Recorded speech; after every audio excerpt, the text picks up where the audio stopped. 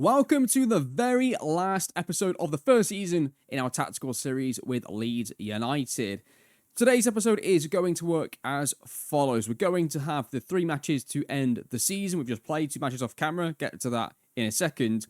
So we're going to have that in today's episode. We're going to do a pretty quick review of the season, like very brief one. Then in the next episode, what we'll do is we'll do like a more in-depth review, go through some like player stats, or create some like custom views to like go through some of the player stats. We can evaluate some of that, and then we can identify who we're gonna try and buy in the transfer window. Then go through the summer transfer window together. So that's the main part of the transfers and the who we're gonna recruit. That's gonna come in the next episode. This episode is all about those last 3 matches and where do we finish in the first season. Okay, so the games off camera, we played Bournemouth and managed to beat them 3-2. That was the first game.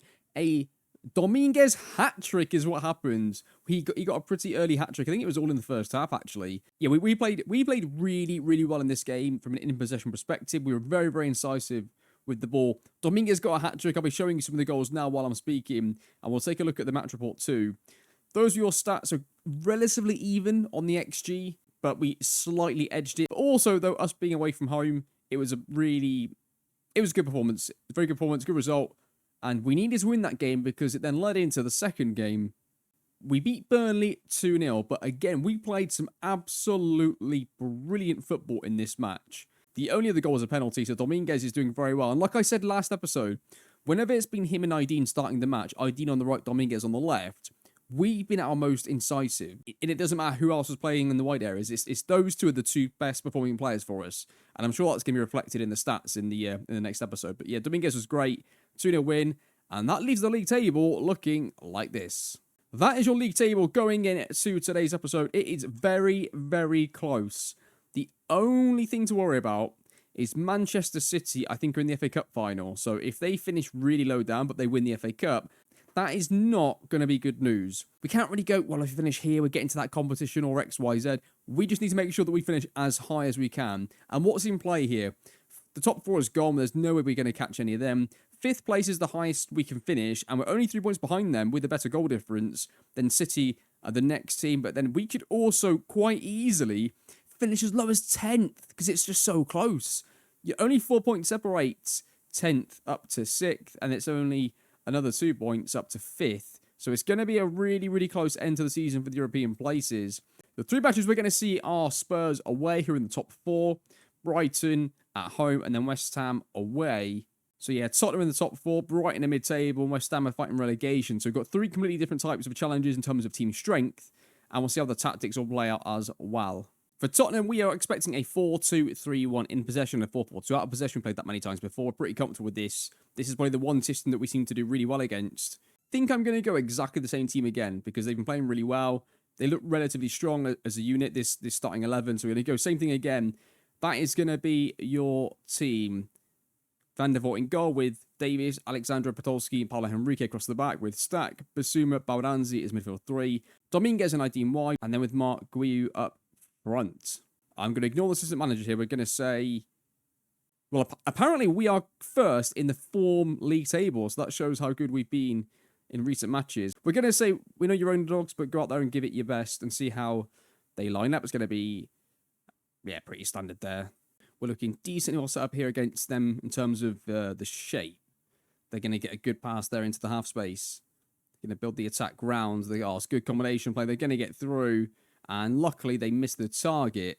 Let's just review this again. So they managed to get somebody into the half space. Right, okay, that's interesting. So if they're going to use their wingers as basically inverting into AMC, if this is how they're going to play when the ball's like wide, is that essentially the wide players are playing in the half space. They're rotating in, and I guess their DMs aren't rotating in, or one of them could be, but they're definitely going into the half space that was very, very narrow from their wingers.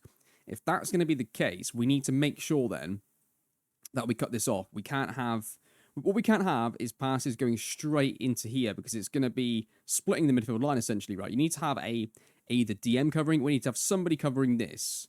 I'm okay for him to have the wide zone, but he's not having a pass straight into the attacker going into the defensive line. So the easiest scenario is to make sure you've got 2 pivot players. That covers that. That does cause a slight problem when they're playing out from the back. They can have a spare player unless the pressing DM is effective at stepping up. But that is something we could do. as you saw in that attack, right, it's not just this pass that's a problem.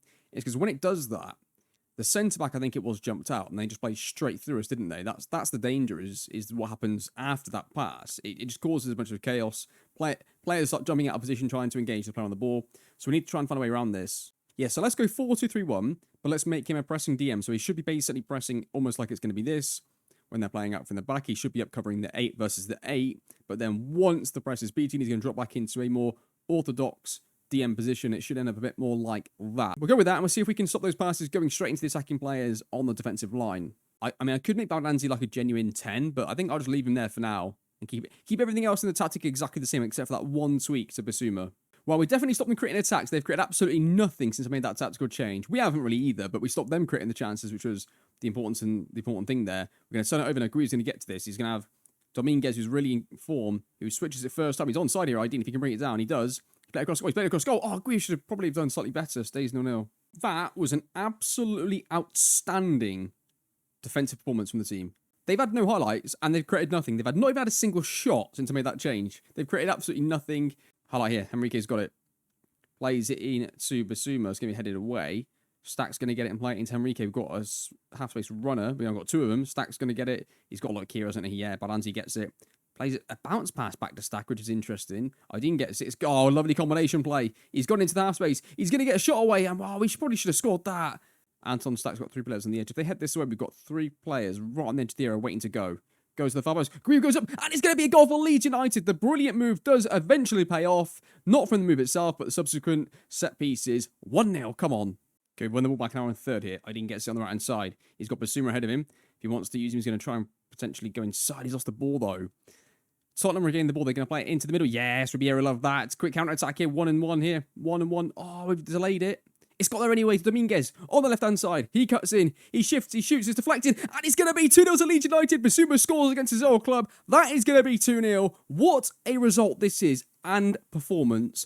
Brilliant from Leeds. 2-0. I tell you what a performance this has been. This has been absolutely brilliant. We've just killed them. We've stopped them creating anything. We've created loads ourselves. They're going to get a chance here with added time to go pretty much. They might get a goal if they do all go defensive. All I've done is put time wasting up so far. Probably one of the best and most complete performances in terms of controlling the game. The only thing we didn't really get was possession. They got possession, but everything they had was passive. They had really passive possession. We were incisive with the ball, which is great. And, like, although I like my team to control the game, there are still going to be matches where controlling the game doesn't have to mean controlling possession. In a lot of cases, and ideally I would like to do that as well, but there are going to be some rare cases where you can be the team that's fully in control of the game, but not end up with the most possession, right? That's absolutely fine. We controlled that game brilliantly. What a performance. I couldn't be much happier with that. That was really, really good. That is the league table after the match. Puts us in a very, very good position. We're trying to get 5th place. We played the most difficult game that we've got left, don't forget. That was 2-0. We'll move on to the next game, but what a start to the episode, I guess. 2-0. Manchester City do win the FA Cup final. So we know where we stand now in terms of league finish. They are currently the 6th anyway, so the issue is more if they fell completely out of the European places. But they haven't for now. They're currently 5th. They did draw a midweek game, though, which means if we win this game, we will go 5th place outright going into the last game of the season. We've got Brighton now. 4-2-3-1 again. I'm okay with this. Okay, we'll go into this one playing exactly the same way with exactly the same team. We fall into a pattern now of, like, against the 4-2-3-1, we know exactly what we're going to do tactically, and we know the team that's going to enact upon that plan. And it's going to be these lads. So here we go. Another win coming up, I hope. Okay, highlight for Leeds, potentially. We've got thrown high up. Leeds Davis is going to take the throw. He throws it into Bissouma. Plays a 1-2 essentially with Davis. He's got some players on the edge. If he wants to use Anton Stack, could use Bissouma again. He does. He's going to take a shot from distance. It goes. Oh, what a finish that is. Bissouma with an unbelievable strike. That is going to be 1-0 to Leeds United. This is a really, really good finish. A nice bit of combination play on the edge of the area. Bissouma takes a shot. And what a beautiful finish that is. That is 1-0. I didn't think we'd get as high as 5th, to be honest with you. I was thinking more we might get, like, you know, some of the lower places. But we are legitimately on course for getting 5th. If we win this game, we have got a really, really good chance of finishing 5th. And I can't believe that, but we do.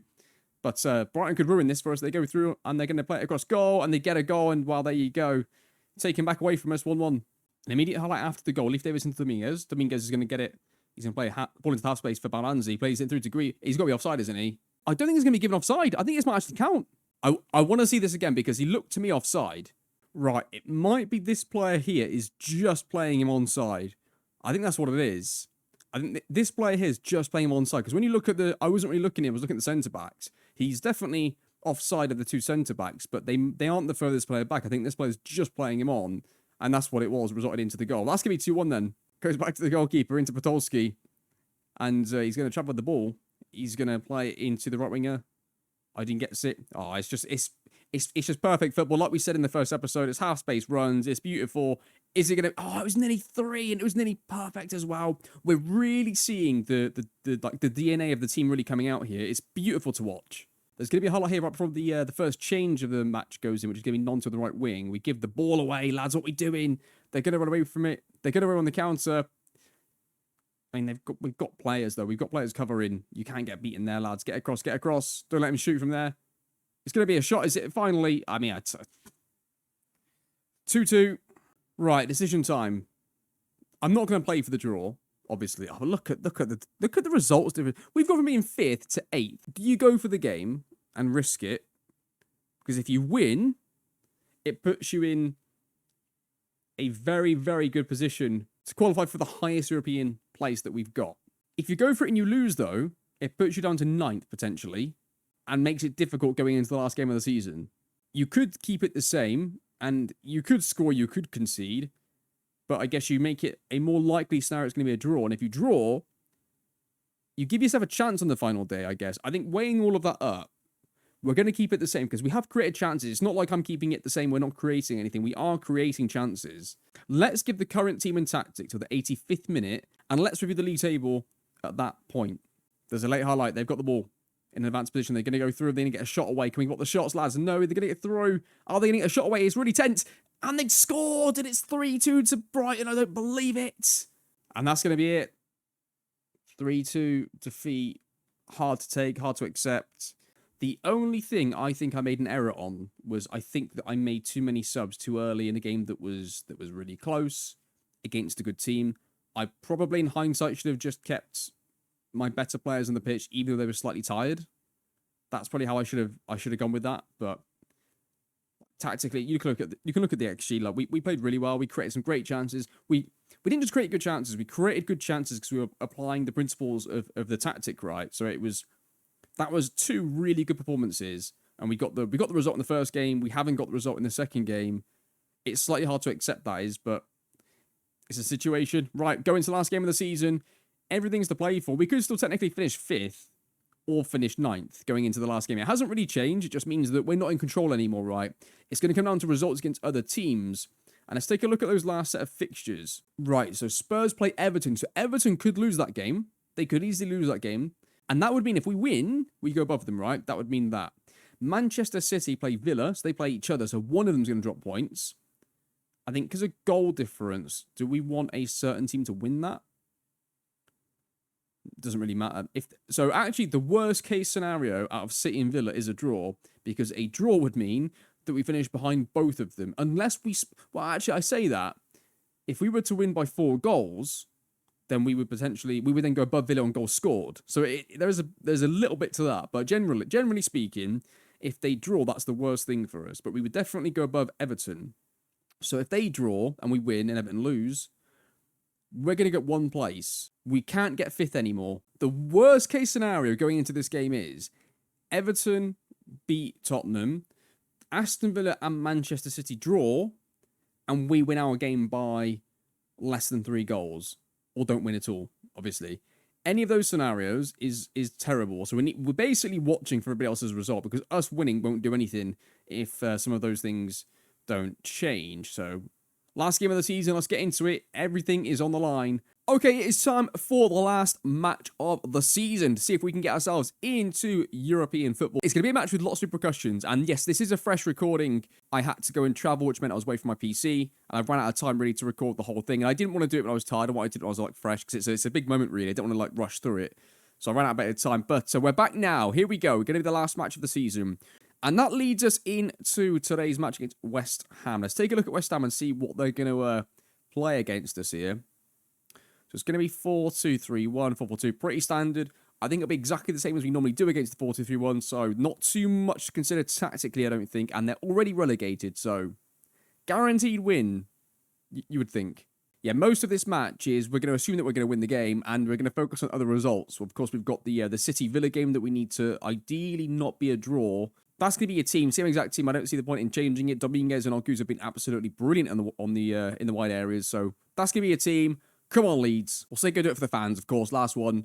It is raining the match. Right, okay, I'm going to keep this up here, and I'm going to bring you back with me throughout the match. If there's in-between highlights going on, like the 2D pitch here, and there's nothing really going on inside our own match, I'll bring you back with me to follow the latest scores. If there is any changes in the scores, of course. I'm not even going to look at the league table until we've definitely scored more ahead in the match, and then we'll start to look at it then. Until then, like, we've got no chance. We have to win the game. Baranzi gets to sit on the left-hand side. Plays it back into Dominguez, who's going to go 1v1. Leaf Davids gets it. Plays it back into Dominguez. Got Suarez near to the area. Anton Sachs got it. He's going to shoot from distance. That's going to be saved and gone for a corner.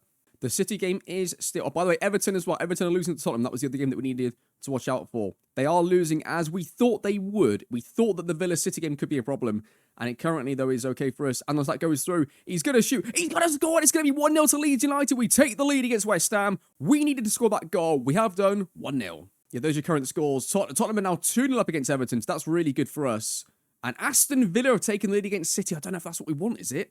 Aston Villa are 2-0 up against City. I might have missed that a second ago. It is currently 2-0 to Villa. So, that is your current league table. If things stay as they currently are, we are on course for finishing 6th. Because City won the FA Cup, we'll definitely be in Europe with 6th place. If it's not going to be the Champions League, I don't really mind if it's the Europa League or the Conference League. Some form of European football is all I care about. But right now, if we were to draw, we would fall down to 8th place because we go below City on goal difference. And then if United were to score a goal to go level, we'd go down to 9th. So we do have to win this game. Anything could still happen. We could finish 6th or 9th easily from this position. And United have scored.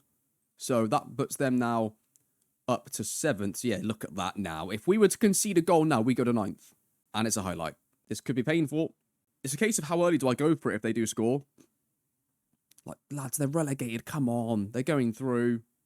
They're still going through. They're going to get a shot away, and luckily the keeper saves it. There's still a minute to go, though. This could be something in this. They're going to go on the right-hand side. They're going to cut back. They've got to play at the far side of the area. That's got to be it, ref. Come on, blow the half-time. Just blow it early. Who cares? So it is 1-0 at half-time to Leeds United. We're going to say we don't want to see any complacency in the team. We could really do with getting a second goal, couldn't we? I mean, it would be nice. It'd be really nice, lads. We could just, make it a bit easier on ourselves here and get a second goal. That is your live league table. It's getting close, isn't it? Lads, please don't concede a goal. Just please don't do it, because we're going to go to 9th with the way things are. Right, we're at the time now where I could go quite defensive, or our version of defensive. So what I'm going to do here is we're going to go tracking winger on that side. We're going to go orthodox fullback on this side. Everything else can stay the same. We're not going to force them to play through the press. We can go balanced. Yeah, let's go with that. I don't know if I even want to change the mentality, because when I've changed it to positive before, we've conceded. I don't think I'm even going to change the mentality, but this is it's a big call, I guess. There's 3 minutes left. There's 1 minute left. Leeds United have won, and they are back in European football. Should we have spent so heavily in the past? Probably not. But we lived the dream. With one of the most tense last matches I've had in a long time, we're going to take that 1-0 victory for Leeds. Leeds United are going to be in European football. We just haven't had it confirmed to us exactly which European competition it's going to be, but we're going to be in European football at the first time of asking. That is really, really good. I would say that really the Conference League would give you the best chance of winning a competition, but it's the least prestigious in terms of like recruiting players, and it's not quite as much money as the Europa League. So there's pros and cons to both. The Conference League is the best one to win a competition, so I would, I guess, prefer that. But if it's the Europa League, yeah, the competition would be slightly more difficult, but there's a higher level of prestige to it for us to be able to bring players in, and we'll get more money from it as well. Well, thank goodness we won that bloody game. See, look, if we would have just drawn the game, right, drawn it, we'd have gone to 59 points, and that would have put us into 9th place, where City... Okay, but, hang on, no, City are currently out of Europe in their position, but they won the FA Cup, so they're going to take a Europa League place, right? Our budget is going to be £37.92 million. Okay, that's fine. Okay, so like I said, today's episode was going to be just about finishing the season. We'll go through all the detailed review stuff in the next episode. I am going to continue now, though, until we get to the point where it's confirmed what exact competition we are going to be in. I've not looked at who's in the Europa League final, who's in all the other... I've not looked at who's in the other finals, right? So let's just see what it says and what it tells us for definite, for 100%, what competition we're going to be in next year.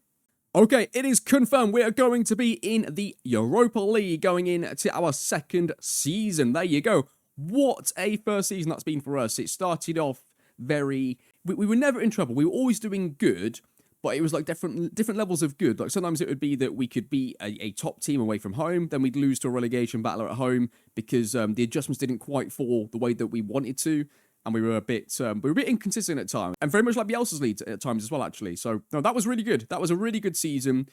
I think that overall, I would have said we deserved to finish probably around 8th and finish in the Conference League. Yeah, like on 61 points. Like I think that really around like 8th place and well, I guess we did finish on the same points as 8th place. It's just the goal difference that's helped us out. But I do think that the Conference League type that was really where we should have finished. That's how I feel like it should have gone. And as Aston Villa have gone into the Champions League, by the way, we only finished 2 points off a Champions League place. I do think that would have been like too much too soon. Like we wouldn't win it. And like the Europa League's fine because we're still a bit of an underdog in the Europa League next year, but we've got a chance of winning it. And also I'm happy to have like a bit of like a scaled improvement that we're not going to go straight relegation. But we were expected to finish, I think, 18th. So anyway, that is the end of the season. That is the end of your first season with Leeds United making our in-game tactical adjustments using the in-possession, out-of-possession formation feature, which has been absolutely brilliant to use for me. I absolutely love it. It's so much fun. It's been so much fun being able to have a really set philosophy in possession, but then make those out-of-possession adjustments without having to affect my in-possession stuff. So I love it. It's been absolutely brilliant. I've really enjoyed it. I've enjoyed this first season. So the next video will be me going through more of an in-depth view. We'll look at some of the stats of the season. We'll look at some of the player stats, and we'll go through a bit of a review of the whole team going into next year and who we're going to buy and all that kind of stuff. That'll all come in the next episode. But for now, that is going to do it. We have concluded the season, and Leeds United are back in European football.